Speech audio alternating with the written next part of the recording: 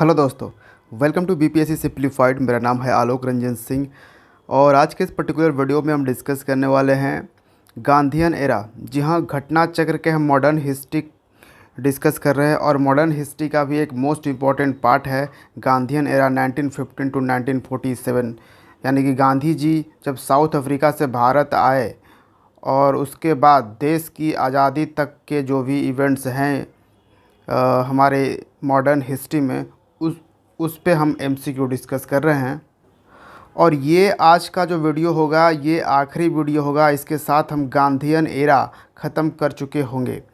तो देखिए, ये सारे चैप्टर हमने ऑलरेडी कवर कर लिया है। ये सारे चैप्टर आप देख लो, ये सारे चैप्टर हम ऑलरेडी कवर कर चुके हैं 6 वीडियो के माध्यम से। जी हाँ, जैसा कि हमने फर्स्ट वीडियो में बताया था, हम इसको ज़्यादा वीडियो में नहीं ले जाएंगे बल्कि बहुत ही शॉर्ट करेंगे और 7-8 वीडियो में बना लेंगे।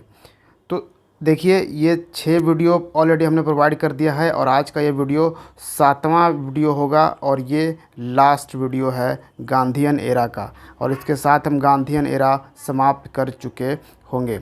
गांधीयन एरा में आज के इस पर्टिकुलर वीडियो में हम डिस्कस करेंगे सुभाष चंद्र बोस एंड आज़ाद हिंद फौज, फिर है कैबिनेट मिशन प्लान 1946, फिर है कॉन्स्टिट्यूएंट असेंबली 1946 और फॉर्मेशन ऑफ इंटरिम गवर्नमेंट 1946 और last partition of India and independence.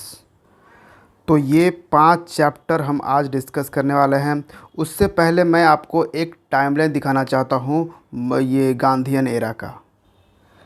तो ये आप देख सकते हो, महात्मा गांधी जी का पूरा यहाँ पे अब शॉर्ट में पूरा टाइमलाइन दिया गया है। उनकी Gandhian ideology, influences on Gandhi ji in London, Gandhi ji in South Africa. हालांकि हमने ऑलरेडी ये वाला टाइमलाइन टेलीग्राम पे शेयर कर दिया है पहले ही, लेकिन मैं इसको फिर से शेयर कर दूंगा, ठीक है, तो ताकि आपको ज़्यादा ढूंढने में प्रॉब्लम ना हो।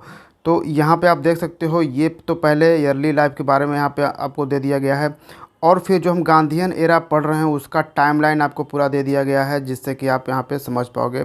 Gandhi ji in India 1915 to 48 यहाँ पे आपको दिख रहा है। 9 जनवरी 1915 से लेकर फिर आप देखो पूरा टाइमलाइन आपको यहाँ पे मिल जाएगा, जिसको जो हमने पूरा डिस्कस किया है एमसीक्यू के थ्रू। आप यहाँ से गो थ्रू होके एक पर्टिकुलर आपका ओवरऑल व्यू आप ले सकते हो। यहाँ पे ब्रॉड पर्सपेक्टिव यहाँ से आपको मालूम चलेगा। देखिए 15 अगस्त 1947 तक का यहाँ पे आपको दे दिया गया है टाइमलाइन पूरा, ठीक है। तो उम्मीद है ये आपको हेल्प ज़रूर करेगा। ये मैं टेलीग्राम पर दे दूँगा, तो इसलिए टेलीग्राम चैनल को ज्वाइन रखिए, क्योंकि सिर्फ पीडीएफ्स ही नहीं होते हैं जो मैं आपको प्रोवाइड करता हूँ या फिर आगे करने वाला हूँ। कई सारे स्टडी मटेरियल्स होते हैं जो मैं आपको वहाँ पे प्रोवाइड करता हूँ, ठीक है। तो टेलीग्राम और ये यूट्यूब चैनल आपको ज्वाइन रखने हैं ताकि हम आपको बेटर यहाँ पे कंटेंट प्रोवाइड कर सकें। चलिए, तो ये तो आपको वहाँ हो जाएगा। चलिए हम आज का ये सेशन शुरू करते हैं। चलिए, तो हमारा पहला चैप्टर है सुभाष चंद्र बोस एंड आज़ाद हिंद फौज। तो ये रहा हमारा आज का पहला चैप्टर। नेताजी सुभाष चंद्र बोस का जन्म हुआ था 23 जनवरी 1897। 23 जनवरी को हम अब क्या मनाते हैं, क्या ऑब्ज़र्व करते हैं, किस चीज़ से, यानी सुभाष चंद्र बोस के जन्मदिन को हम किस चीज़ से सेलिब्रेट किया जाता है, कौन सा डे? आप कमेंट सेक्शन में बताइए। ये करेंट का बहुत ही इंपॉर्टेंट क्वेश्चन है, ठीक है। फिर इन्होंने 1897 में इनका जन्म हुआ था। ये कटक उड़ीसा में इनका जन्म हुआ था। याद रखिएगा, सुभाष चंद्र बोस का जन्म जो है कोलकाता में नहीं बल्कि उड़ीसा में हुआ था। उसके बाद इन्होंने कलकत्ता यूनिवर्सिटी से ग्रेजुएशन करी थी 1919 में, और उसके 1 साल बाद ही 1919 में ग्रेजुएशन इन्होंने कंप्लीट किया और 1920 में इन्होंने इंडियन सिविल सर्विसेज एग्ज़ामिनेशन को पास कर लिया था। और आप पहले के लेक्चर्स में हमने पढ़ा कि इन्होंने कांग्रेस का सेशन के अध्यक्ष भी रहे 1938 और 1939 में। 1939 में हालांकि इन्होंने रिज़ाइन कर दिया था और उसके बाद इन्होंने फॉरवर्ड ब्लॉक की स्थापना करी थी, ठीक है। तो इसको हम पढ़ते हैं एमसीक्यू के थ्रू। यहाँ पे आ जाते हैं। Netaji Subhash Chandra Bose was born in the city of, किस सिटी में उनका जन्म हुआ था? क्या? कटक, कटक उड़ीसा में, ठीक है। तो 23 जनवरी 1897 को इनका जन्म हुआ था कटक, उड़ीसा के कटक में।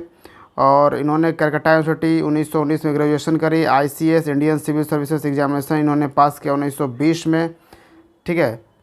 तो समझिए कि आज का जो आईएएस एग्जामिनेशन है उसमें इंडियन सिविल सर्विसेज कहा जाता था, उसको उन्होंने क्रैक कर लिया था।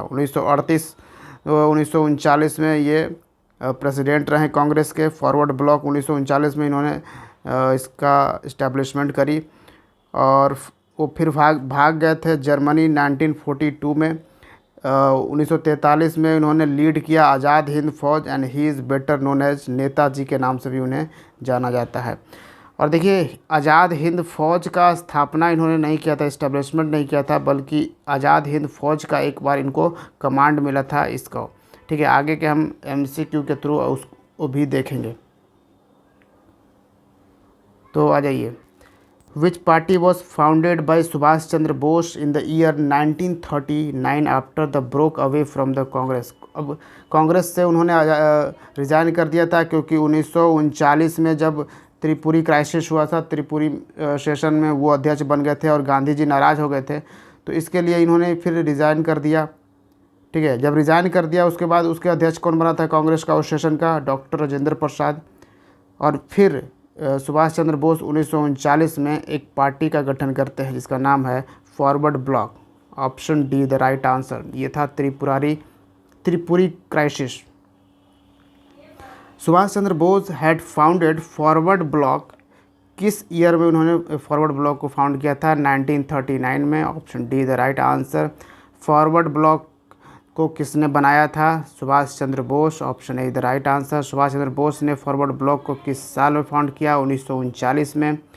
Who joined Subhash Chandra Bose to found all India forward bloc and actively associated with the INA movement. तो इंडियन नेशनल आर्मी का जो मूवमेंट था, इंडियन नेशनल आर्मी मूवमेंट, उससे एसोसिएटेड थे और उन्होंने फॉरवर्ड ब्लॉक को इस्टेब्लिश करने में, इसको फाउंड करने में सुभाष चंद्र बोस के साथ थे। ये कौन थे? Shilbhadra Yaji. Option C is the right answer. क्या है? सीलभद्र याजी। और ये एक मोस्ट इंपॉर्टेंट चीज़ मैं आपको बताऊं, सीलभद्र याजी जो थे, जिन्होंने सुभाष चंद्र बोस को फॉरवर्ड ब्लॉक बनाने में, फॉरवर्ड ब्लॉक ये पार्टी का को सेटअप करने में साथ थे वो। और सीलभद्र याजी जो हैं वो बिहार से फ्रीडम फाइटर थे। ठीक है। बिहार से ये बिलोंग करते थे। The result of whose brain is INA Indian national army and who founded it. किसका ब्रेन था इंडियन नेशनल आर्मी को फाउंड करने में? Mohan Singh. Option B is the right answer. अब यहाँ पे देखिए थोड़ा सा,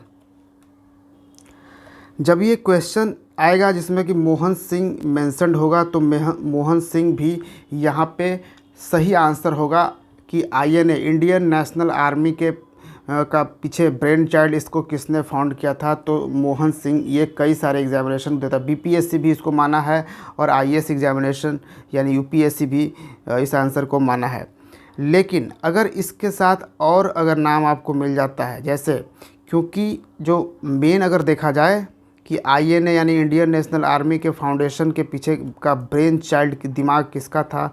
तो ये थे ज्ञानी प्रीतम सिंह ढिल्लो। कौन कौन थे? Giani Pritam Singh Dhillon, major Fujimura and captain Mohan Singh. तो कैप्टन मोहन सिंह को एक कमांडर बाद में बनाया गया था इसका, ये इंडियन नेशनल आर्मी का। ठीक है। तो ये चीज़ें भी थोड़ा सा आपको ध्यान रखनी है। The captain Mohan Singh was not the founder. यहाँ पे देखिए क्लियरली मेंशन्ड है कि कैप्टन मोहन सिंह फाउंडर नहीं थे, but was only the first operational commander थे INA का। ठीक है। इसलिए मोहन सिंह को भी लेकर यहाँ पे लोग फाउंडर में रखते हैं, क्योंकि ये फर्स्ट ऑपरेशनल कमांडर रहे हैं इस INA का, इंडियन नेशनल आर्मी का। लेकिन अगर ब्रेन चाइल्ड पूछा जाए कि INA के पीछे का दिमाग किसका था? इवाइची फुजीवारा, ज्ञानी प्रीतम सिंह ढिल्लो।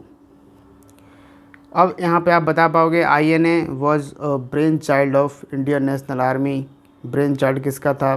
तो ज्ञानी प्रीतम सिंह हमने अभी अब बात करी। फिर मेजर इवाइची फुजीवारा। ठीक है। तो यहाँ पे देखिए UPPCS जो है इसका आंसर क्या दिया है? ऑप्शन डी दिया है। वन वन दिया है एंड 4 ज्ञानी Pritam Singh, major Iwaichi Fujiwara. तो ये तो हमने अभी डिस्कस किया कि इन दोनों ने फाउंडेशन की इसके पीछे का ब्रेन चाइल्ड है, लेकिन यहाँ पे देखिए मोहन सिंह को मेंशन नहीं करता है। ठीक है, तो ये थोड़ा सा कंफ्यूजिंग होगा जब ये क्वेश्चन आएगा इस तरह का, तो थोड़ा सा आप इसको सोच समझ के ही लगाइएगा ऑप्शंस के बेसिस पे। ठीक है, ये इसमें ऑप्शंस की बेसिस पे आपको लगाना पड़ेगा, क्योंकि और ऑप्शंस तो है नहीं वैसा कि आप ऐसे लगा दोगे। अब देखो यहाँ पे बी में अब बाकी का ऑप्शन देखो, जैसे अगर हम मोहन सिंह को भी लगाना चाहें तो यहाँ इसमें 2 है बी में और ए में 2 है। ठीक है, 1 वाला है सही, ये तो ये दोनों सही सही हो जाएगा। फिर 3 वाला, लेकिन 3 वाला तो नहीं होगा। ठीक है, मतलब कि सुभाष चंद्र बोस का तो ब्रेन चाइल्ड नहीं था इसके पीछे, तो ऑप्शन ए तो सही हो जाएगा। लेकिन इसमें एक और लोग तो छूट जाएंगे, क्योंकि ये तो आपको क्लियरली पता है कि फुजीवारा भी थे। तो इसलिए उस वक्त यहाँ पे आपको ध्यान रखना है, मोहन सिंह जो थे फर्स्ट ऑपरेशनल कमांडर थे, बल्कि फाउंडर में शामिल नहीं थे। और लेकिन ज्ञानी प्रीतम सिंह और इवाइची फुजीवारा जो है वो इसमें शामिल थे।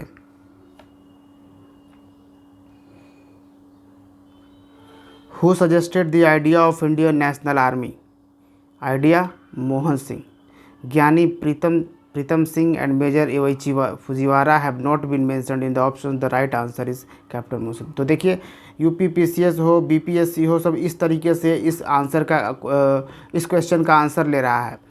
मोहन सिंह को कभी ब्रेन चाइल्ड मान रहा है, मोहन सिंह को कभी फाउंडर मान रहा है, और कभी बता रहा है कि मोहन सिंह तो सिर्फ फर्स्ट ऑपरेशनल कमांडर थे। ठीक है, तो यहाँ पे ज्ञानी प्रीतम सिंह और फुजीवारा जो है ऑप्शन में नहीं है, तो यहाँ पे मोहन सिंह है, तो मोहन सिंह को ही करेक्ट आंसर बता रहा है। तो ये चीज़ें थोड़ा सा आपको ध्यान रखना है। In which year was the Indian national Army founded? किस साल में ये फाउंड किया गया था? 1942 में। ठीक है, बाकी यहाँ पे देखिए first Indian army was the Indian national army as it existed between February and December. It was found with the aid of Japanese after the fall of Singapore, consisted of approximately 12,000 of the 40,000 Indian prisoners of war। तो ये जो Indian national army बनाया गया था उसमें 12,000 Indian prisoners of war थे, यानी युद्ध में जो पकड़े जाते हैं उनको प्रिजनर्स ऑफ वॉर कहा जाता है। तो उन्हीं के मदद से ये एक नया इंडियन नेशनल आर्मी बनाया गया था। ठीक है, कब? मलायन कैंपेन के दरमियान और सरेंडर्ड एट सिंगापुर। एंड इसको लीड किया था मोहन सिंह ने, and it was formally proclaimed in April 1942, declare the subordinate military wing of the Indian Independence league. अब एक सबऑर्डिनेट मिलिट्री विंग इसको डिक्लेयर कर दिया गया इंडियन इंडिपेंडेंस लीग के द्वारा। The unit was dissolved in December after apprehension of Japanese motives with regard to the INA led to disagreements and disrupt between Mohan Singh and INA leadership on the hand and leaks of leadership। Next आ जाते हैं the first commander of Azad Hind Fauj. अभी हमने discuss किया है, ये तो बिल्कुल करेक्ट आंसर होगा Mohan Singh. Which one of the following persons was not associated with Azad Hind Fauj? तो इनमें से आज़ाद हिंद फौज से एसोसिएटेड नहीं है कौन? तो इसमें ऑल ऑफ द एबव, यानी कि इनमें से कोई भी आज़ाद हिंद फौज से एसोसिएटेड नहीं है।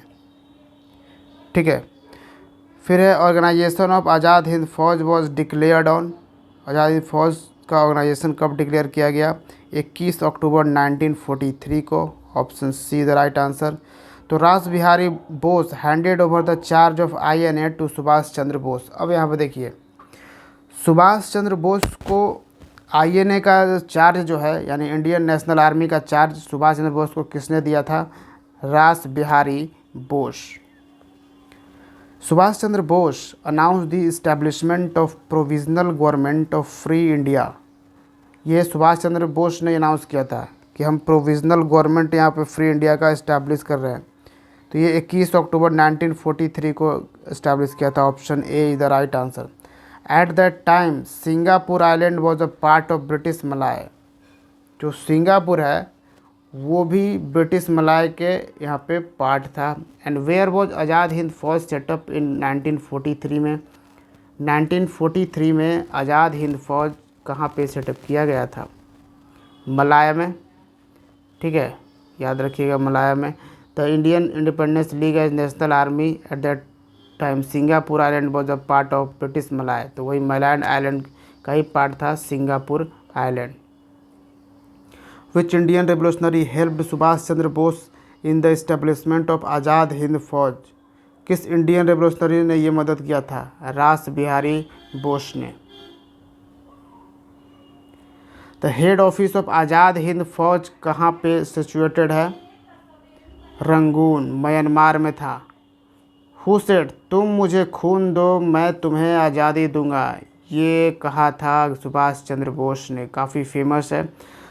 तो सिंगापुर में उस वक्त मलाय, वहाँ पे उसको मलाय कहा जाता था, ठीक है, सिंगापुर में।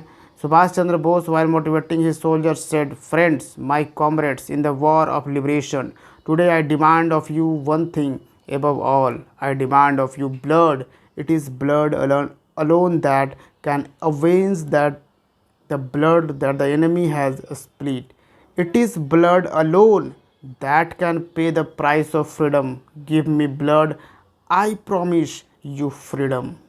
ये कहा था ये सुभाष चंद्र बोस ने सिंगापुर में कहा था। सिंगापुर उस वक्त क्या था? मलाय।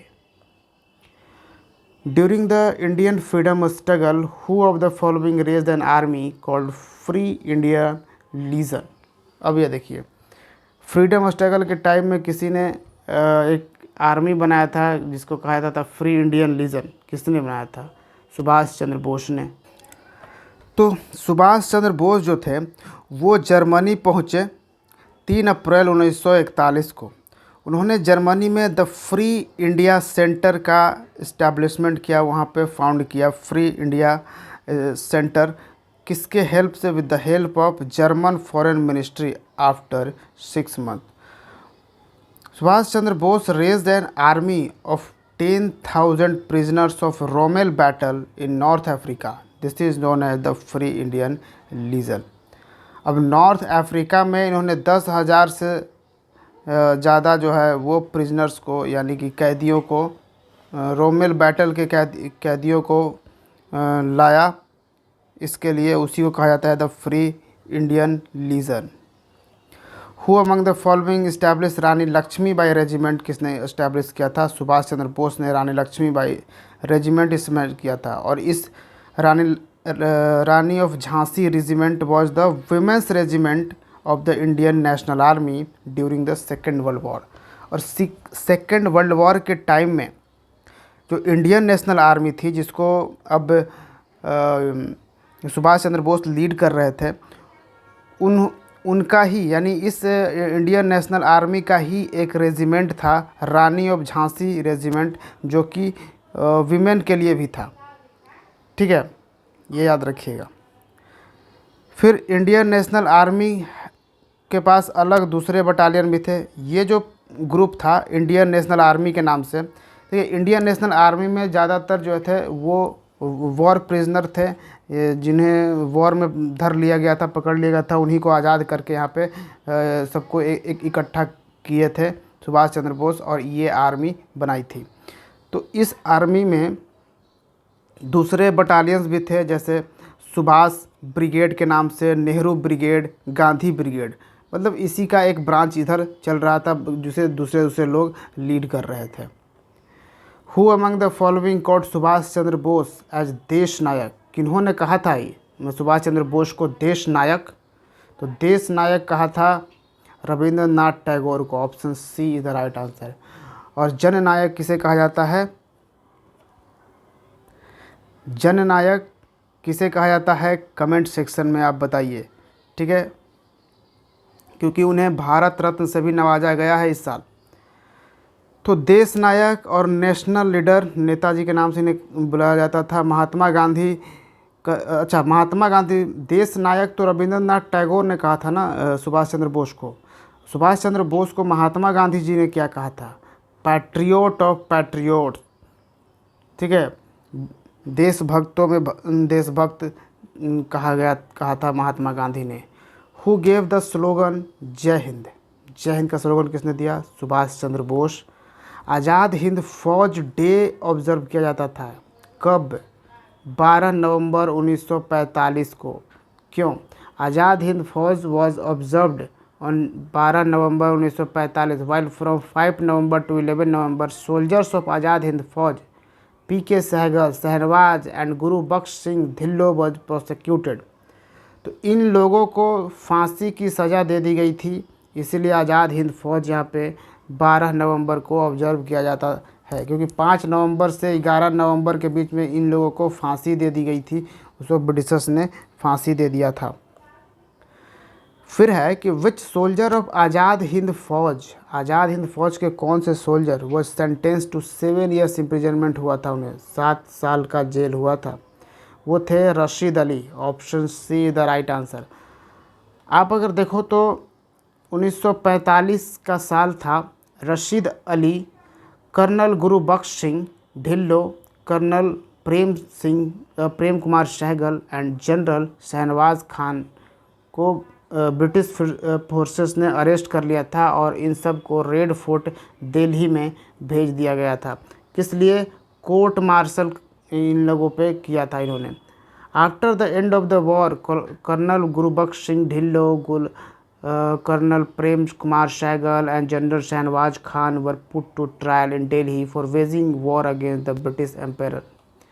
फिर Rashid Ali was sentence to 7 years. Rashid Ali को 7 सालों की जेल हुई। वाइल द अदर, दूसरे जो प्रिजनर थे, दूसरे जो कैदी थे, फेस द, उन्हें मौत की सज़ा दी गई, लाइफ इम्प्रिजमेंट और फाइन एज पनिशमेंट। ठीक है। Which one of the following was not associated with the Indian national army, से एसोसिएटेड नहीं थे? तो रशीद अली थे, अभी हमने देखा, शहनवाज थे, पीके सहगल थे, लेकिन बीसी दत्ता नहीं थे। तो option D the right answer. Who among the following officers of Azad Hind Fauj did not face famous Red fort trial? तो अभी हमने बताया को रेड फोर्ट ट्रायल्स किया था, कोर्ट मार्शल किया गया था, दिल्ली में भेजा था। तो मोहन सिंह को ये ट्रायल फेस नहीं करना पड़ा। बाकी गुरुदयाल, प्रेम सहगल, शहनवाज, इन सब को आज़ाद हिंद फौज के ये ऑफिसर्स थे जिन्हें रेड फोर्ट ट्रायल्स झेलना पड़ा, लेकिन मोहन सिंह को नहीं। तो option C the right answer. Who among the following had headed the group of advocates to argue the case on behalf of the Indian national Army in 1945 in the red Fort trials? तो ये थे Bhulabhai Desai. तो भुल्ला भाई देसाई ने उन वकीलों के ग्रुप को हेड किया था जो इंडियन नेशनल आर्मी के बिहाफ 1945 में केस लड़े थे।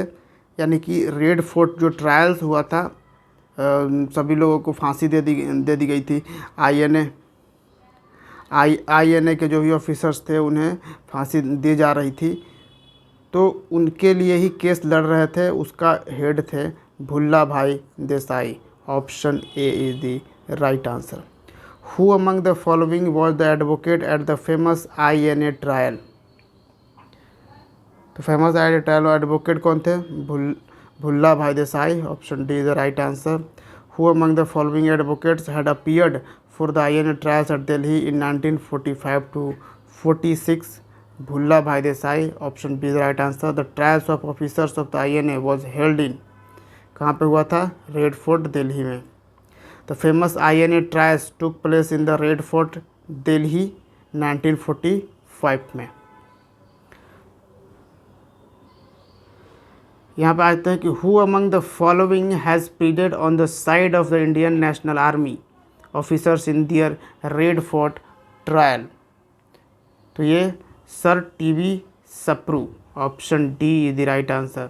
इन the context of colonial India, Shahnawaz Khan, प्रेम कुमार सहगल, वही प्रेम कुमार सहगल और PK Sahgal, Gurubakhsh Singh Dhillon are remembered as officers of Indian national Army. Indian national Army के ऑफिसर्स के तौर पर उन्हें याद किया जाएगा।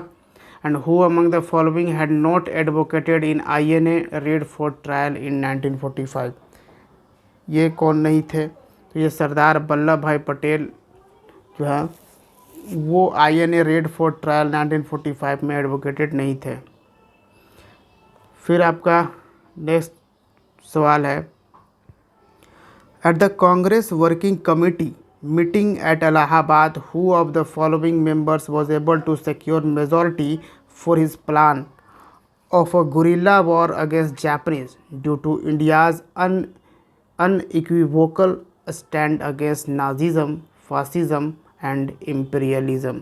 तो ये जवाहरलाल नेहरू। ठीक है, यानी कि कांग्रेस वर्किंग कमेटी जो मीटिंग हुई इलाहाबाद में, कौन से मेंबर थे जो was able to secure majority for his plan of guerrilla war, क्योंकि वो उनका प्लान जो था गुरिल्ला वार हम करेंगे जापानीज़ के अगेंस्ट, तो इस प्लान को मेजॉरिटी मिला था, ये जवाहरलाल नेहरू का ही ये प्लान था। चलिए, तो नेक्स्ट चैप्टर हमारा आ जाता है कैबिनेट मिशन प्लान 1946। बहुत इंपॉर्टेंट चैप्टर है, आप BPSC के एग्जामिनेशन में देखोगे सवाल पूछे ही पूछे हैं, और इसमें भी हम PYQ देख ही लेंगे उसमें थोड़ा बहुत। तो यहाँ पे हम इसको MCQ के थ्रू ही करते हैं। कैबिनेट मिशन का ये सारा अनाउंसमेंट है।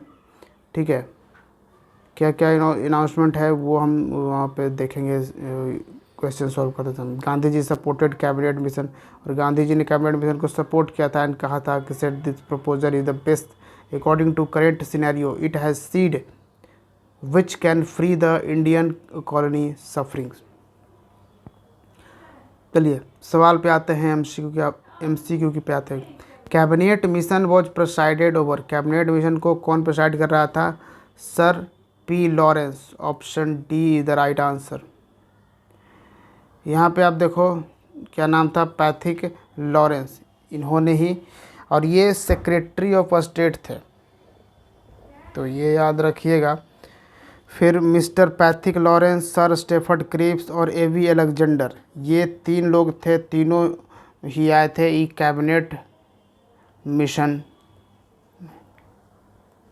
ठीक है, तो cabinet mission came to India, कब कैबिनेट मिशन आता है भारत को? तो यहाँ तो अब कोई भी ऑप्शन देखो, सारे ऑप्शन सीधा सीधा आपको गलत लग रहा है, क्योंकि कैबिनेट मिशन तो 1946 में आया था ना भाई, तो 1946 से तो कोई भी ऑप्शन दिख ही नहीं रहा है यहाँ पे, तो ऑप्शन ई हो जाएगा। ठीक है, 24 मार्च 1946 में आया था कैबिनेट मिशन। तो देखिए, the cabinet Mission of 1946 lead by, किसने लीड किया था? तो sir Pethick Lawrence. Option A is the right answer. Who among the following headed 1946 Cabinet mission को हेड किसने किया था? तो sir Pethick Lawrence. Who arrived India in 1946 after world war second? तो cabinet Mission. Option B the right answer. Which one of the following had proposed a 3-tier polity for India, India के लिए 3-tier polity किन्होंने propose किया था? तो ये थे cabinet mission, नहीं किया था। अब देखिए, कैबिनेट मिशन भारत में कब आता है ये याद रखिए आप। भारत में कैबिनेट मिशन 24 मार्च 1946 को आता है। उसके बाद द कैबिनेट मिशन प्रपोज क्या करता है? 3-tier पॉलिटी, भारत में 3-tier पॉलिटी होनी चाहिए इंडिया के लिए, और जो उनके मेजर रिकमेंडेशन थे कैबिनेट मिशन के, ताकि वो प्रोविंसेस को डिवाइड करना चाहते थे ग्रुप्स में, ABC इस तरह के ग्रुप में प्रोविंसेस को डिवाइड किया जाए। एंड नेक्स्ट अगर डिस्कस करते हैं तो cabinet mission 1946 comprised of 3 cabinet ministers. जो कैबिनेट मिशन 1946 है वो कंप्राइज करता है 3 कैबिनेट मिनिस्टर्स, उसमें जो है तीनों कैबिनेट मिनिस्टर है। Who among the following was not its member, इसमें मेंबर्स कौन नहीं था? तो लॉर्ड एमरी मेंबर नहीं था। Option D is the right answer. बाकी A.V. Alexander, lord Pethick Lawrence, sir Stafford Cripps, ये तीनों लोग कैबिनेट मिशन के मेंबर थे। और यहाँ पे देखिए, the cabinet mission sent to India consisted of secretary of state, Pethick Lawrence जो थे ना, ये सेक्रेटरी ऑफ स्टेट थे, इनको मेंबर बनाया गया था इस कमेटी का। सर स्टेफर्ड क्रिप्स क्या थे, the president of the board of trade के प्रेसिडेंट थे स्टेफर्ड क्रिप्स। और फिर एक A V Alexander. Who among the following was not a member of the cabinet mission के मेंबर नहीं हैं, जॉन साइमन मेंबर नहीं है, option B is the right answer. Which of the following was not a member of the cabinet mission, तो cabinet mission का member आप जान रहे हो कौन कौन है और कौन कौन नहीं है, तो ये नहीं है, William Wood. Who was not the member of cabinet mission के मेंबर नहीं है, तो वेबेल कैबिनेट मिशन का मेंबर नहीं है, option B is the right answer. फिर आ जाते हैं हम यहाँ पे, एसर्शन दिया है आपका और उसका रीज़न दिया है। इन 1946 the Muslim league withdrew it's acceptance of cabinet mission plan, तो कैबिनेट मिशन प्लान से अपना जो एक्सेप्टेंस है वो खींच लिया था मुस्लिम लीग ने। क्या ये सही है? हाँ, ये असर्शन सही है। The Muslim league joined the interim government formed इन 1946, 1946 में जो इंटरिम गवर्नमेंट बनी उसको ज्वाइन कर लिया। तो हालांकि स्टेटमेंट ये भी सही है कि उसने ज्वाइन किया है, लेकिन क्या ये इसका रीज़न है, और ये का रीज़न है कि मुस्लिम लीग ने विथड्रू कर दिया था कैबिनेट मिशन प्लान से, तो इसका रीज़न नहीं है। तो इसलिए आंसर बी होगा। Both A and R true, दोनों तो सही स्टेटमेंट हैं, लेकिन R is not the correct explanation of A. So cabinet mission 1946 जो भारत आया था, ये किस लिए आया था? To discuss transfer of power from British government to Indian leadership, ताकि जो ब्रिटिश गवर्नमेंट के पास जो पावर है, जो रूल कर रही है, वो पावर अब इंडिया को देने का टाइम आ गया था कि इंडिया लीडरशिप को ये पावर दी जाए। जिसमें lord Pethick Lawrence cabinet mission में थे, जो कि सेक्रेटरी ऑफ स्टेट थे इंडिया के लिए, and sir Stafford Cripps president of board of trade, और एवी अलेक्जेंडर जो था the first lord of admiralty का फर्स्ट लॉर्ड था। और इन्हीं तीनों को कैबिनेट मिशन प्लान में का मेंबर बनाया गया था, और इसमें पैथिक लॉरेंस जो थे वो हेड थे। नेक्स्ट आते हैं, it made the proposal in May, it still wanted a united India, there was to be federal union composed of British provinces। The above quotations is related to, किस चीज़ से quotation related है? तो ये cabinet mission से related है। क्यों ये कैबिनेट मिशन से रिलेटेड है?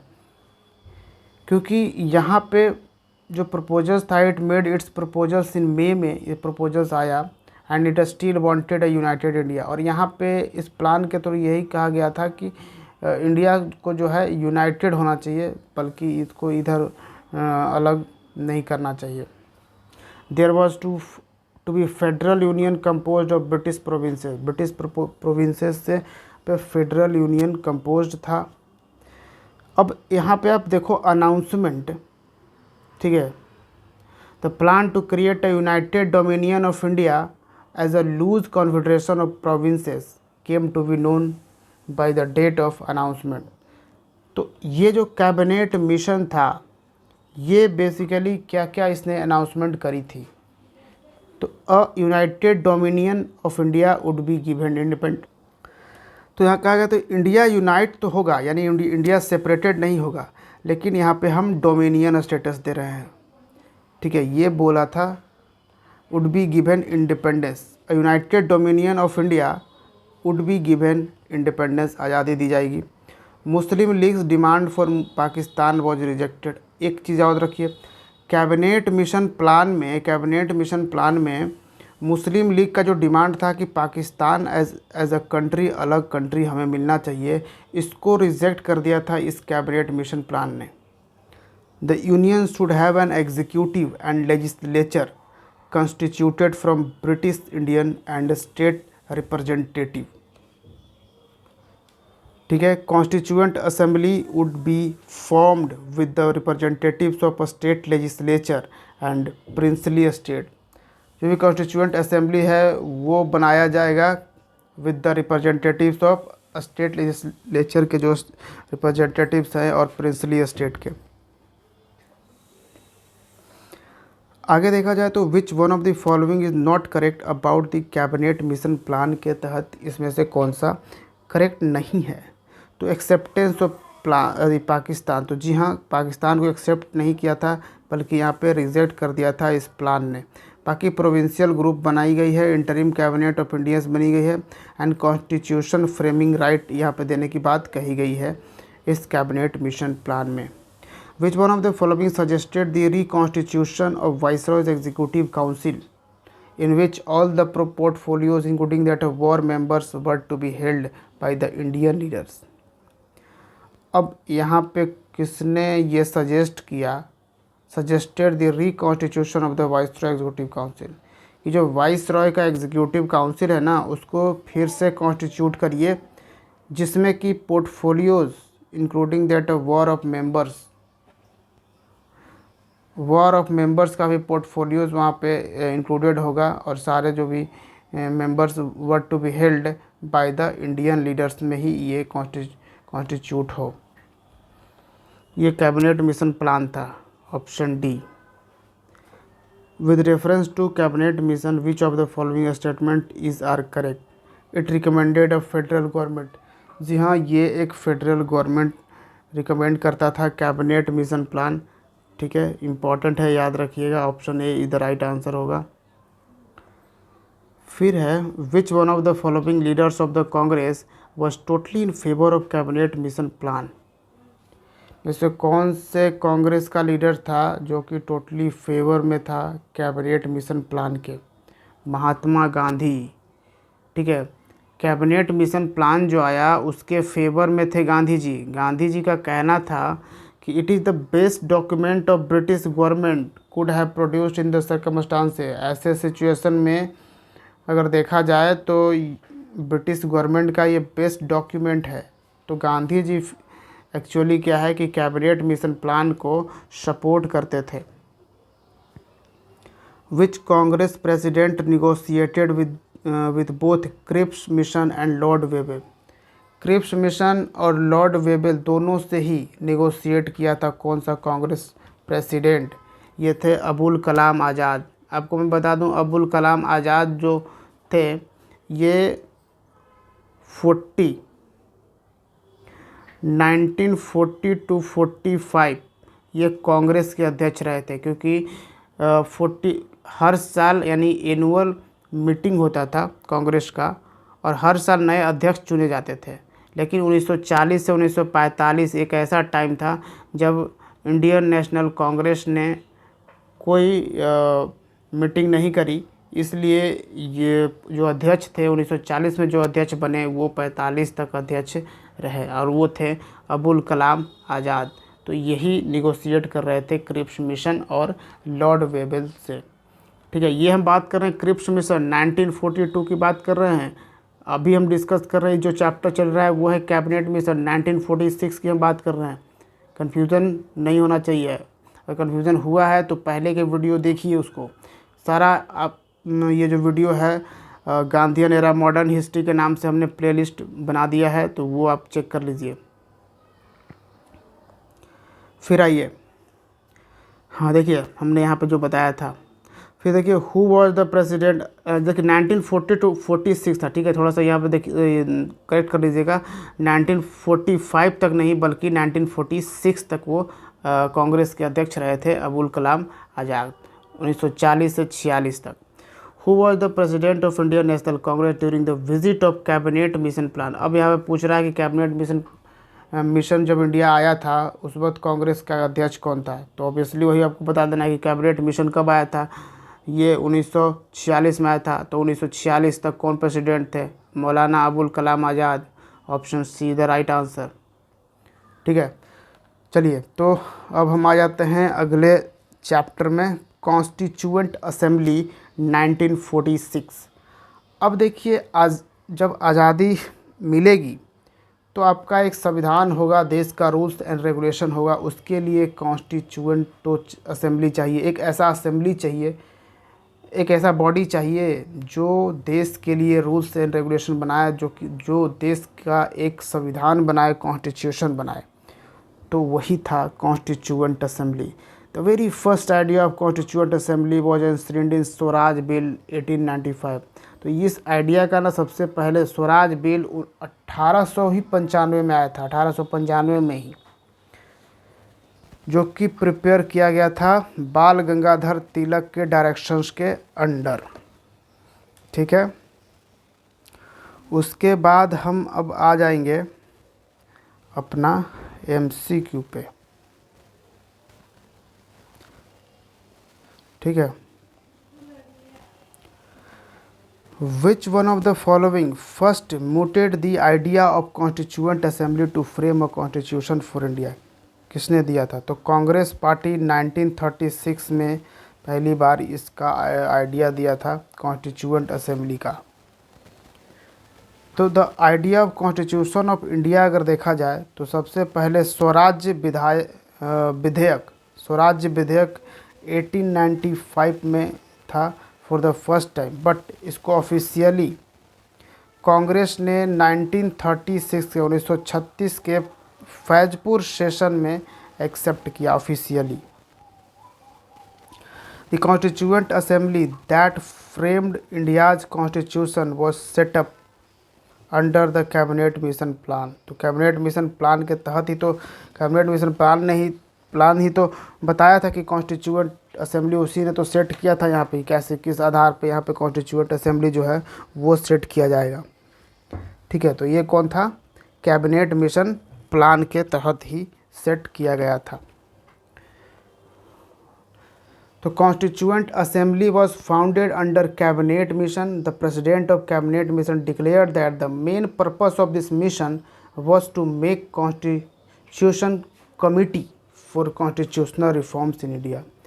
अब इंडिया में कॉन्स्टिट्यूशनल रिफॉर्म्स करना था तो इसके लिए एक कॉन्स्टिट्यूशन कमेटी बननी चाहिए। तो इसका प्रपोजल किसने लाया था? तो कैबिनेट मिशन प्लान में ये दिया गया था। विच one of the following gave the idea of constituent assembly for India? किसने ये आइडिया दिया था कॉन्स्टिट्यूएंट असेंबली ऑफ इंडिया का? तो cabinet mission plan. Under cabinet mission plan, the total number of seats allotted to each province in the constituent assembly was roughly in the ratio of 1 representative to the population of। अब cabinet mission plan के तहत क्या कहा गया कि जो seats, यानी कि अब ये बॉडी बनी कॉन्स्टिट्यूएंट असेंबली, इस कॉन्स्टिट्यूएंट असेंबली जो कि कॉन्स्टिट्यूशन बनाएगी, भारत के लिए संविधान बनाएगी, इस बॉडी को रिप्रेजेंटेशन कैसे मिलेगा? ठीक है, कौन लोग इसके मेंबर बनेंगे? तो इसका यहाँ पे कहा गया कि the total number of seats allot किया जाएगा ईच प्रोविंस को, इसमें रफली in the ratio of 1 representatives. एक रिप्रेजेंटेटिव कितने जनसंख्या पर ये किया जाएगा? तो 10 लाख पर्सन पे, 10 लाख पॉपुलेशन से एक रिप्रेजेंटेटिव्स इस कॉन्स्टिट्यूएंट असेंबली में जाएंगे। तो 10 लाख हो गया, 10 लाख पर्सन्स पे एक रिप्रेजेंटेटिव, और 3 क्लासेस ऑफ वोटर यहाँ पे एक्सेप्ट किए जाएंगे। एक जनरल क्लास का, मुस्लिम क्लास का और सिख क्लास का। सिख क्लास का जो वोटर होगा वो सिर्फ पंजाब में होगा। ठीक है, the first session of constituent assembly was held on. Constituent assembly का पहला सेशन कब होता है? यानी कॉन्स्टिट्यूशन को बनाने के लिए पहला मीटिंग आप सिंपली समझो कि कब होता है? तो 9 दिसंबर 1946 को। Option C is the right answer. Important question है तो बहुत सिंपल बट इम्पॉर्टेंट है, क्योंकि ये काफ़ी सारे एग्जामिनेशन में पूछ देता है सीधा सीधा। फिर यही हम आगे आ जाते हैं। तो who among the following was the president of the Indian Constituent Assembly? Indian constituent assembly के प्रेसिडेंट कौन थे? Doctor Rajendra Prasad. Option A is the right answer. तो हाँ, तो doctor Rajendra Prasad was the president of Indian constituent assembly, और doctor Bhimrao Ambedkar was the president of drafting committee, और Jawaharlal Nehru was the president of union power committee union constitution committee and states committee. Vallabh भाई Patel was the president of advisory committee on fundamental rights, minorities, tribal and excluded areas. ठीक है. अगला है the first president of sovereign constituent assembly for the dominion of India was Rajendra Prasad थे पहले president constituent assembly के. तो अगर आप देखो यहाँ पे तो नेक्स्ट अब आ जाते हैं कि which one of the following statement are correct. इनमें से कौन सा स्टेटमेंट करेक्ट है. The constituent assembly of India was elected by the provincial assemblies in the year 1946.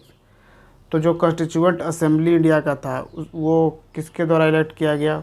तो प्रोविंशियल असेंबली के द्वारा. बिल्कुल सही बात है. तो कैबिनेट मिशन प्लान 1946 के तहत इलेक्शंस हुए for the first time for the constituent assembly के लिए हुआ. The Constitution of India was drafted by Constituent Assembly and it was set up under the Cabinet Mission Plan. ठीक है.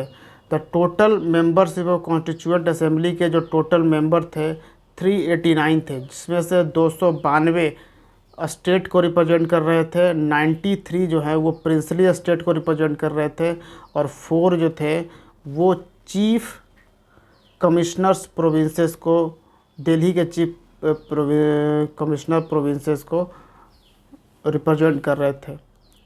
ठीक है. फिर दिल्ली, अजमेर, कुर्ग एंड ब्रिटिश बलूचिस्तान, ये 4 जो था चीफ कमिश्नर प्रोविंसेस था. ये सब जगह से कॉन्स्टिट्यूएंट असेंबली में रिप्रेजेंट कर रहे थे. टोटल कॉन्स्टिट्यूएंट असेंबली में मेंबर थे 389. फिर कांग्रेस ने इस इलेक्शन में 208 सीटें जीती, मुस्लिम लीग ने 73 सीटें जीती और दूसरे इंडिपेंडेंट कैंडिडेट्स ने 15 सीटें जीती थी. Doctor Sachchidanand Sinha was the first president यानी टेम्परेरी चेयरमैन थे असेंबली के. याद रखिए कि जो डॉक्टर राजेंद्र प्रसाद थे उनसे पहले डॉक्टर सच्चिदानंद सिन्हा को बनाया गया था एक temporary chairman of the assembly. इस असेंबली का जो कॉन्स्टिट्यूएंट असेंबली बना, कॉन्स्टिट्यूशन बनाने के लिए एक बॉडी जो बना उसके लिए. ठीक है. तो ये थे फर्स्ट प्रेसिडेंट और 26 नवंबर 1949 को यहाँ पे संविधान हमारा बनके तैयार हो गया. सच्चिदानंद सिन्हा वॉज एसोसिएटेड विथ, किससे एसोसिएटेड है तो क्विट इंडिया मूवमेंट से भी एसोसिएटेड हैं सच्चिदानंद Sinha. Who among the following held the office of a speaker in the Central Legislative Assembly British era and the Parliament of Free India? तो G V Mavalankar थे. Option B is the right answer. तो देखिए ये speaker रहे थे central legislative assembly. जब British time में चलता था सेंट्रल लेजिस्लेटिव असेंबली, उसके स्पीकर भी रहे जीवी मावलंकर. और फिर जब इंडिया आज़ाद हो गया उसके बाद पहले जो पार्लियामेंट के स्पीकर थे वो थे जीवी Mavalankar. Option B the right answer. ठीक है. बाकी तो वहाँ पे हमने डिस्कस कर ही लिया कब से कब तक रहे थे स्पीकर ऑफ द लोकसभा की, स्पीकर कब तक रहे थे. तो इंडिपेंडेंस फ्रॉम 1952 टू 1956 तक रहे थे. चलिए. तो यहाँ पे इलेक्शंस हुआ कैबिनेट मिशन प्लान के तहत. अब यहाँ पे फॉर्मेशन होगी एंटरिम गवर्नमेंट की. अब बनाई जाएगी सरकार, बनेगी एक एंटरिम गवर्नमेंट 1946 में. हम 1947 जो पूर्णतः आज़ाद हो चुका था देश, उसके पहले ही 1946 की बात कर रहे थे जब एक एंटरिम सरकार बनाई गई.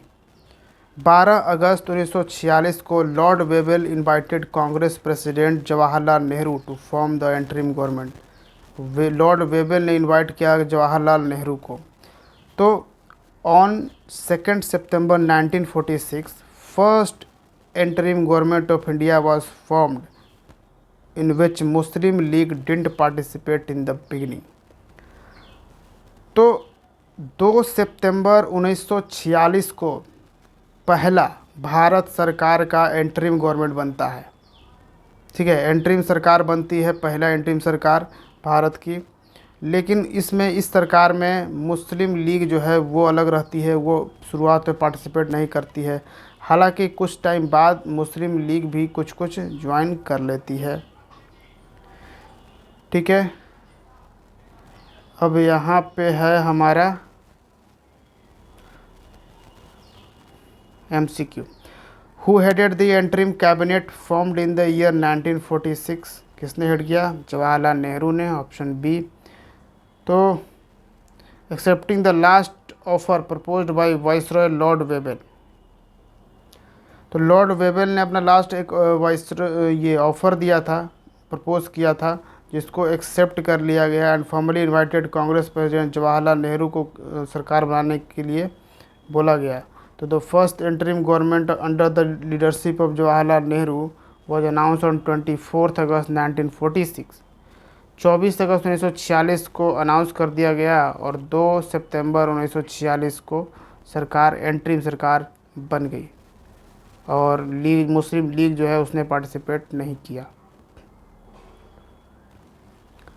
इन the leadership of Pandit Jawaharlal Nehru interim government formed in September 1946 में एंटरिम गवर्नमेंट बनती है। When was an interim government formed under the Jawaharlal Nehru? Jawaharlal Nehru के अंडर कब एंटरिम गवर्नमेंट बनता है? तो सितंबर 1946 में। Which portfolio was held by doctor Rajendra Prasad in the interim government? अब एंटरिम गवर्नमेंट जो 1946 में बनी उसमें राजेंद्र प्रसाद को कौन सी मिनिस्ट्री दी गई थी, कौन सी पोर्टफोलियो थी? फूड एंड एग्रीकल्चर मिनिस्टर थे, option C is the right answer. और डिफेंस मिनिस्ट्री किसको दी गई थी? बलदेव सिंह को। In the interim government 1946 who held the railway portfolio? तो रेलवे मिनिस्ट्री किसके पास थी? Asaf Ali, option C is the right answer. When the Indian Muslim League was inducted into the interim government 1946 Liaquat Ali Khan was assigned the portfolio of finance. When the Indian Muslim League was inducted into the interim government of 1946 Liaquat Ali Khan was assigned the portfolio। Liaquat Ali Khan को क्या portfolio मिला? Finance ministry. Who अगला है यहाँ पे, who among the following was the finance minister in Nehru interim government 1946? तो अभी हमने देखा Liaquat Ali Khan. Who among the following was not the member of interim cabinet के मेंबर नहीं थे? तो भीमराव अंबेडकर कोई एंटरिम कैबिनेट के मेंबर नहीं थे। ठीक है। Who among the following was not the minister in the interim government formed on 2 सितंबर 1946? लियाकत अली खान और Abdul Kalam Azad. In which province Muslim League formed their government after 1946? तो किस प्रोविंस में 1946 के बाद मुस्लिम लीग ने अपनी सरकार बनाई? बंगाल में। ठीक है। अंडर फजलुल हक विद एन अलायंस ऑफ कृषक प्रजा पार्टी? तो कृषक प्रजा पार्टी के अलायंस के साथ फजलुल हक ने मुस्लिम लीग की सरकार कहाँ पे बनाई? बंगाल में। तो Muslim League observed direct action day, Muslim League इसको ऑब्जर्व करता है किस दिन को? तो 15 अगस्त 1946 को। देखिए 46 को direct action day, option C is the right answer. चलिए, तो ये चैप्टर हुआ। अब आ जाते हैं नेक्स्ट चैप्टर और आज का आखिरी चैप्टर और पूरे गांधीयन एरा का भी आखिरी चैप्टर हम पढ़ेंगे, partition of India and independence. हम आ गए अब आज़ादी के टाइम में। ठीक है, चलिए तो फिर फटाफट हम आज़ाद हो लेते हैं। ये partition of India and independence, इस पर कुछ लिखे गए हैं थोड़े से, बाकी इस सारा कुछ जो है आपको डिस्क्रिप्शन बॉक्स में तो मिल ही जाएगा उसके MCQ के। ठीक है, तो क्यों ना हम MCQ से ही शुरुआत करते हैं। विच one of the following parties was in power in the UK when India got independence? तब भारत को आज़ादी मिली तो कौन सी पार्टी UK में यानी ब्रिटेन में, यूनाइटेड किंगडम में पावर में थी? वो थी लेबर पार्टी। और अभी जब मैं वीडियो रिकॉर्ड कर रहा हूँ, आज के प्रेजेंट टाइम में भी अगर यूके में आप देखो तो कौन सी पार्टी रूल कर रही है, पावर में है लेबर पार्टी। ठीक है, तो यहाँ पर भी आपसे एक सवाल पूछूंगा, करंट का सवाल है भाई, बहुत ही important. Labour party present time में भी ब्रिटेन में पावर में है। बताइए प्राइम मिनिस्टर का क्या नाम है प्रेजेंट टाइम में? ठीक है, कमेंट सेक्शन में लिखिएगा। ठीक है, हिस्ट्री से आप यहाँ पे करंट में क्रॉस कर रहे हो। Who was the prime minister of England when India attend independence? तो प्राइम मिनिस्टर कौन थे? Clement Attlee. Option B is the right answer. अब देखिए कौन सा पार्टी पावर में था? Labour party. और लेबर पार्टी में प्राइम मिनिस्टर कौन थे? Clement Attlee. The British government decided and declared to leave India by June 1948। 1948 में भारत को हम छोड़ देंगे और इंडिया को यहाँ पे से चले जाएंगे, ये ब्रिटिश गवर्नमेंट ने डिसाइड और डिक्लेयर कर दिया। कब ये डिक्लेयर किया था? तो फरवरी 1947 में डिक्लेयर किया था कि जून 1948 में हम चले जाएंगे। Option B is the right answer. Prime minister of Britain कौन था आज़ादी के टाइम में? Attlee. Declared in the House of Commons in February 20, 1947 that the British will leave India before June 1948 after transferring power to liable people. Attlee appointed Lord Mountbatten as the Viceroy of India। तब Lord Mountbatten plan जब आता है, ठीक है, तो यही इसी prime minister ने, ब्रिटेन के इसी प्राइम मिनिस्टर ने लॉर्ड माउंटबेटन को एज ए वाइसरॉय बनाकर भारत भेजते हैं। और इसके पहले कौन वाइसरॉय रहता है? वेबेल। ठीक है, एक वेबेल प्लान के बारे में भी आपने सुना होगा। The British monarch eight the time of Indian independence was. अब यहाँ पे मोनार्क, वहाँ का राजा कौन था? इंडिया को इंडिपेंडेंस मिली थी तब? George sixth. Option B is the right answer. Lord Mountbatten came to India as viceroy along with a specific instruction. क्या था वो स्पेसिफिक इंस्ट्रक्शन? ठीक है, ये पूरा काफ़ी डिटेल में है तो हम थोड़ा सा ये देख देते हैं कि keep India United if possible. यहाँ पे एक स्पेसिफिक इंस्ट्रक्शन में इनका यही शामिल था कि इंडिया को यूनाइटेड रखिए जहाँ तक पॉसिबल हो सके। ठीक है, मतलब इधर उधर बांट मत दीजिए। ये था लॉर्ड माउंटबेटन में का एक स्पेसिफिक इंस्ट्रक्शन दिया गया था वहाँ से। Option B is the right answer.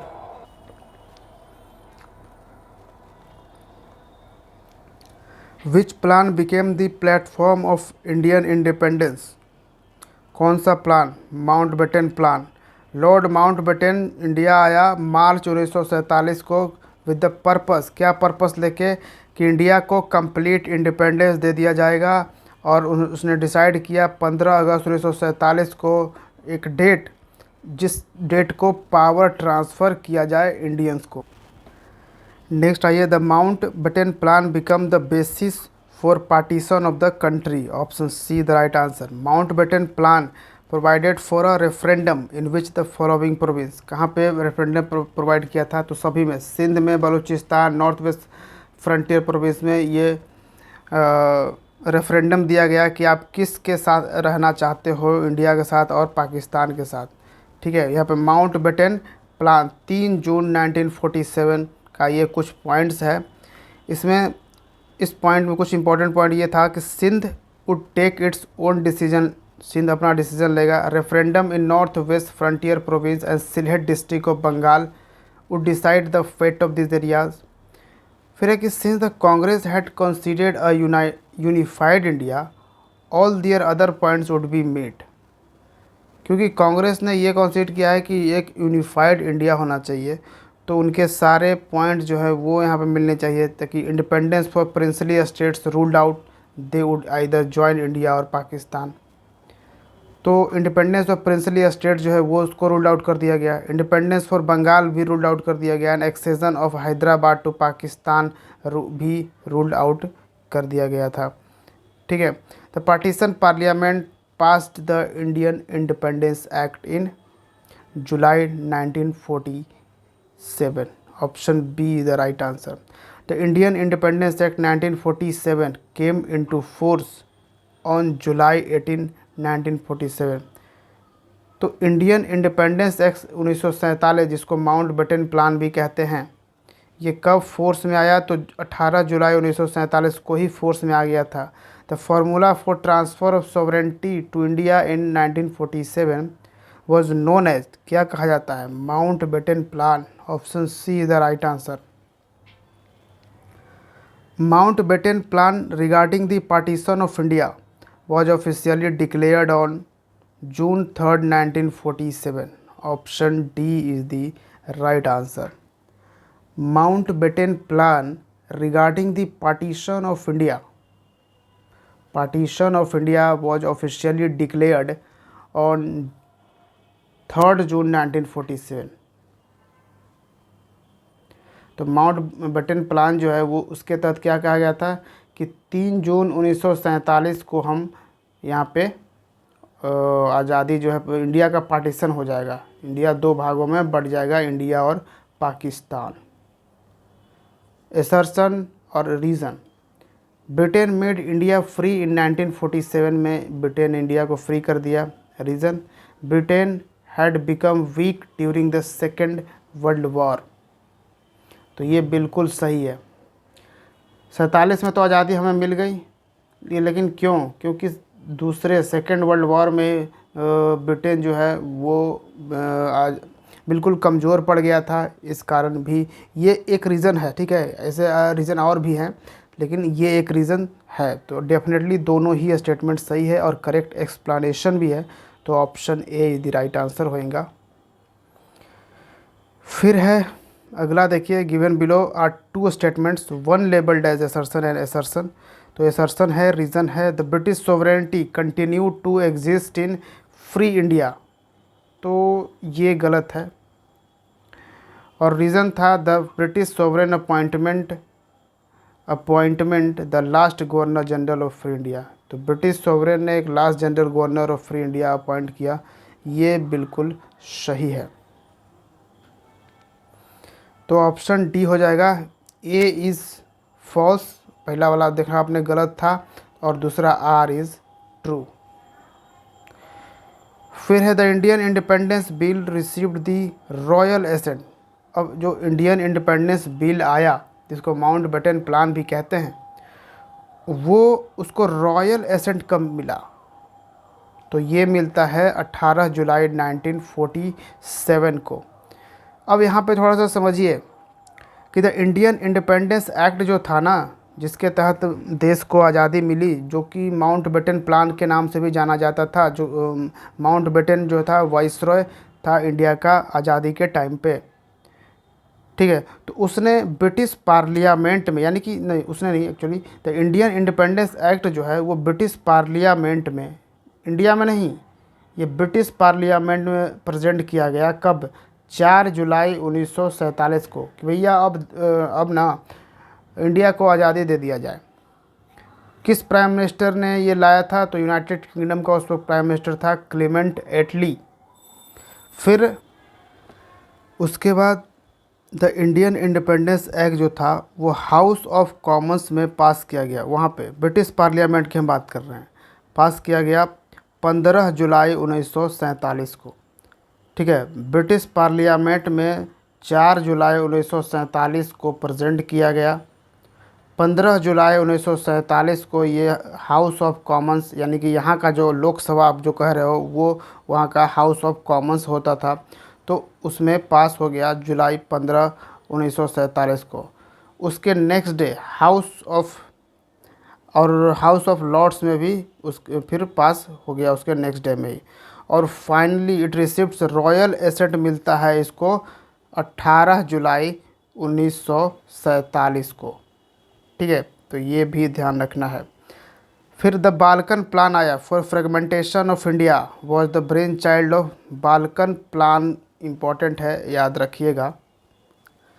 तो बाल्कन प्लान भी लॉर्ड माउंटबेटन ने ही लाया था। Option C the right answer. अब यहाँ पे हुआ क्या था कि neither the Indian National Congress not the Muslim League could agree to the terms.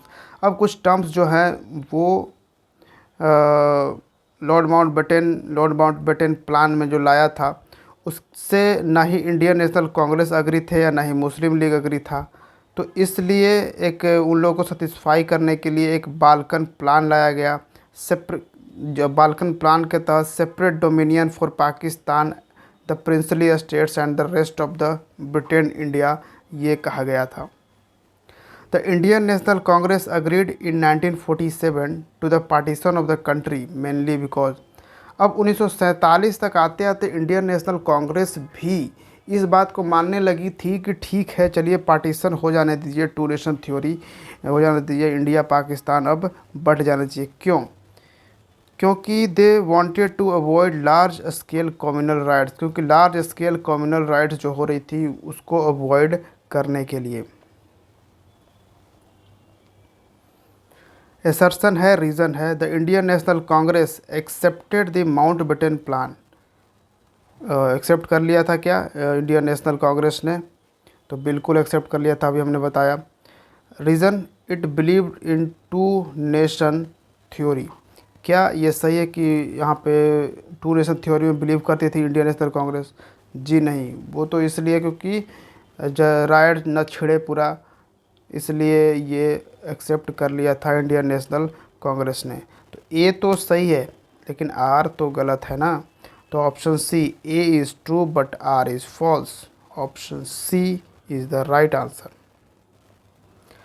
As an alternative to the partition of India, Gandhiji suggested to Mountbatten that he invite Jinnah to form the government. अब यहाँ पे गांधी जी माउंटबेटन को दूसरा plan दे रहे थे। Mountbatten तो ये ला दिया था बाल्कन प्लान, ये सब ला के बोल दिया था कि चलो पाकिस्तान को अलग कर देंगे, इंडिया को अलग कर देंगे। लेकिन यहाँ पे गांधी जी ने सजेस्ट किया कि एक काम करिए, जिन्ना को जो है मोहम्मद अली जिन्ना को इनवाइट करिए कि वो भारत में सरकार बनाए, लेकिन इंडिया और पाकिस्तान को अलग ना करे। तो ये यहाँ पे कहना था।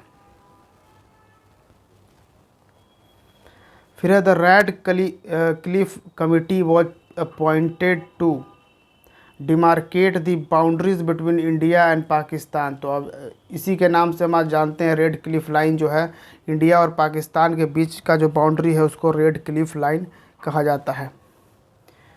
ठीक है। Who headed the Bombay commission appointed in 1947 in the context of India's partition?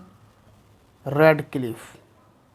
The last opportunity to avoid the partition of India was lost with the rejection of cabinet mission. 16 May 1946 come up with the plan on 16 May 1946 which intended to create united India with independent Muslim and Hindu majority provinces, in which demand of Pakistan raised by Muslim League was rejected। तो इसमें cabinet mission में ये मुस्लिम league का जो demand था कि पाकिस्तान को अलग करना है वो रिजेक्ट कर दिया गया था। Who among the following was the chairman of the Congress session of Delhi wherein resolution of divided India was passed on June 14, 1947? तो आचार्य JB कृपलानी थे इस दिल्ली सेशन के चेयरमैन। ठीक है, option C is the right answer. Who presided over the Delhi session of Indian National Congress? तो ये वही JB Kripalani थे। Who among the following had seconded the resolution on the partition in the meeting of All India Congress Committee held in New Delhi in 1947? Abul Kalam Azad. Option D is the right answer. फिर who of the following took the passing of resolution on the partition in the meeting of Congress Committee 1947 as a surrender of nationalism in favor of communalism? अब यहाँ पे किसने इस resolution को, जो resolution pass हुआ ना कि इंडिया को पार्टीशन करेंगे, meeting of the Congress Congress के मीटिंग में 1947 में, इसको किन्होंने कहा था कि ये एक सरेंडर है नेशनलिज्म का in favour of communalism. Communalism के आगे नेशनलिज्म का सरेंडर है, इसको कहा था किसने? डॉक्टर किचलू ने। Option A is the right answer. In the meeting of all India committee on June 14 to 15, 1947, who among voted against the partition of India? India partition के खिलाफ थे, किन्होंने किया था वोट? खान अब्दुल गफ़ार खान ने। Option B is the right answer. जो red shirt थी, जो नॉर्थ वेस्ट फ्रंटियर प्रोविंस थी, वहाँ पे ये लीड कर रहे थे फ्रीडम स्ट्रगल को, जिनको सीमांत गांधी भी कहा जाता है। ठीक है, नॉर्थ वेस्ट फ्रंटियर प्रोविंस में थे खान अब्दुल गफ़ार खान को सीमांत गांधी भी कहा जाता है। Which one of the following assumed sovereign power at the midnight of 14-15 अगस्त 1947 प्रोविजनली? तो ये जो सोवरेन पावर मिल गया था कॉन्स्टिट्यूएंट असेंबली को। Option B is the right answer.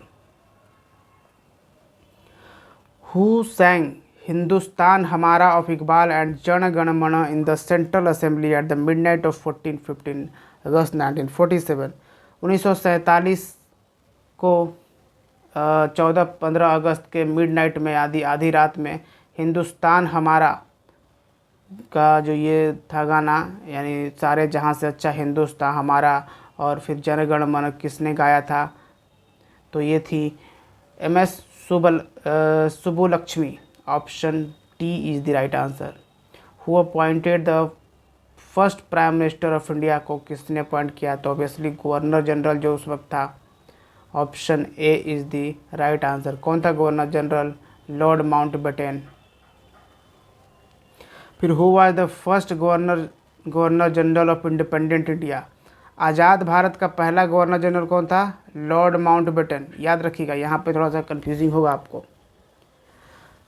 आज़ाद भारत का जो पहला गवर्नर जनरल था वो कौन था? लॉर्ड माउंटबेटन ही था, क्योंकि वो पहले भी, आज़ादी के पहले भी लास्ट गवर्नर था, और आज़ादी के बाद तक वो लॉर्ड माउंटबेटन ही रहा।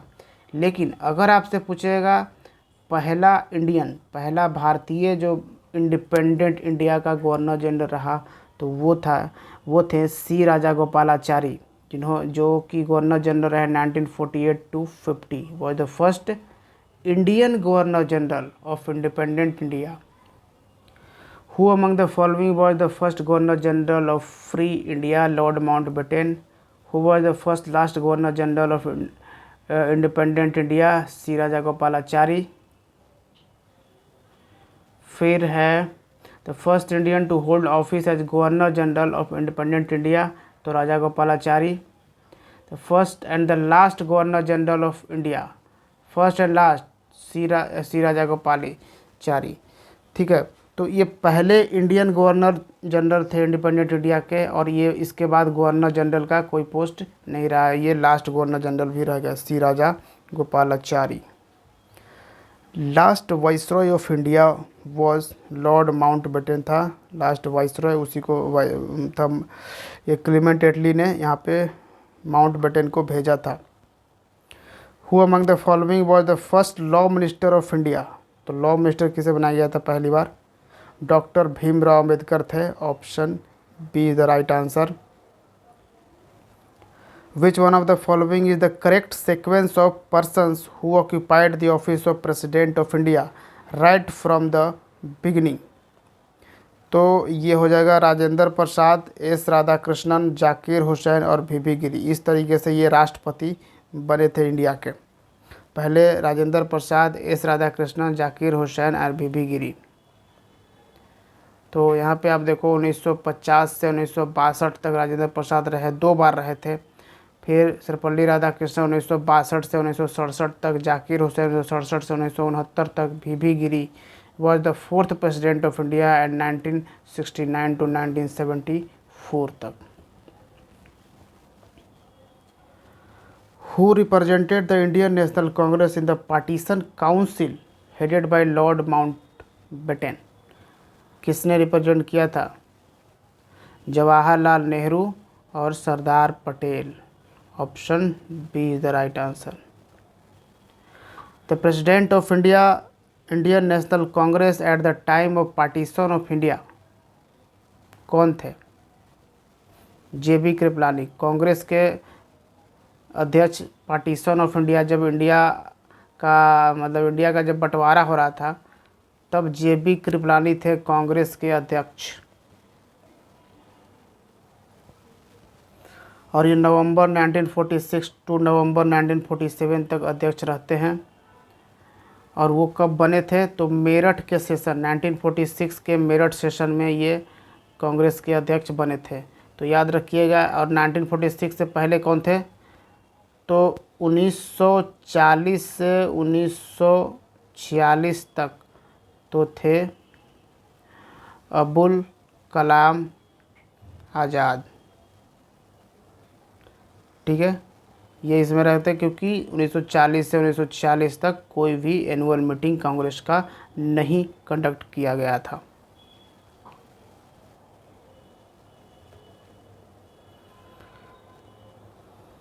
चलिए, who among the following was the president of the Indian National Congress on 15 August 1947?